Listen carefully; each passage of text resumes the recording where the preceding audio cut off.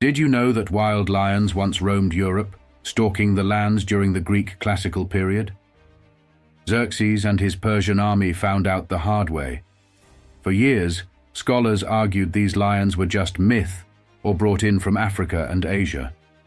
But recent discoveries, from fossils to artifacts, suggest they were real and native to Europe. In 2023, the Smithsonian confirmed what Homer and Herodotus documented centuries ago. These great cats stalked the lands of Greece and Thrace. Homer's works, dating back to the 8th century BC, describe lions with such depth that it's clear he observed them firsthand, knowing their behavior, motives, and the environments they ruled. This knowledge shines through in his depiction of Achilles, whose wild ferocity, strength, and dominance on the battlefield mirror that of a lion in the wild. This was more than metaphor. The Greeks understood these creatures intimately. Even earlier, the Mycenaeans immortalized lions in art. On a dagger dating to 1600 BC, there's a vivid lion hunt scene, carved with a realism that speaks to direct observation. But Homer wasn't the only Greek writer on this subject. In the 5th century BC, Herodotus recorded a striking event. Xerxes' soldiers were ambushed by lions while traveling through Thrace and Macedonia. The lions, which would attack camels as they came to drink, wreaked havoc on the Persians' night.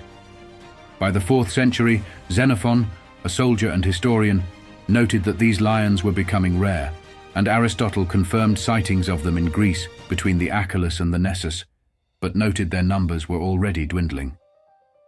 Aristotle observed their behavior, noting they were more plentiful in North Africa, but still found in parts of Europe. He documented they would come into town only if they sensed people with failing health. Into Roman times, historian Pausanias documented that lions still lived east of the Nestus River near present-day Greece and Bulgaria as late as 200 AD, a continued written legacy of habitation. Recent archaeological finds bolster these accounts. Fossil evidence of lion teeth and bones, dating back over 8,000 years, has been uncovered from Ukraine to Greece. However, until recently, mainstream archaeology hesitated to recognize them as native European lions. As late as the 2000s, many scholars suggested these lions were imported from Africa or Asia, either for prestige or for royal hunting parks. Archaeologists like John Younger and Paul Halstead argued that the narrow lands of the Peloponnese couldn't support a breeding population of lions. But this view is hard to maintain when we find multiple modern lion fossils as far north as Hungary. The Mycenaean artworks depict lions with astonishing precision, capturing their behaviors, pouncing, biting the neck, indicating these scenes were witnessed firsthand. Additionally, the lion carvings appear so realistic it was as if they were once alive and turned to stone by Medusa herself. The cumulative evidence now strongly suggests the legends of Europe's lions were grounded in fact. For the people of southern Europe, lions were a living, breathing menace. Roaming the countryside, these scourges struck fear as they attacked livestock and the occasional unlucky traveler, embodying raw, ferocious power.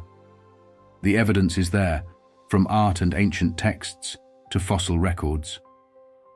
Historians once thought these European lions were mere myths, but with discoveries by researchers like Nancy Thomas, Bartosiewicz, and Gerhard Forsten-Pointner, we now see how limited fossil records nearly erased this part of our natural history.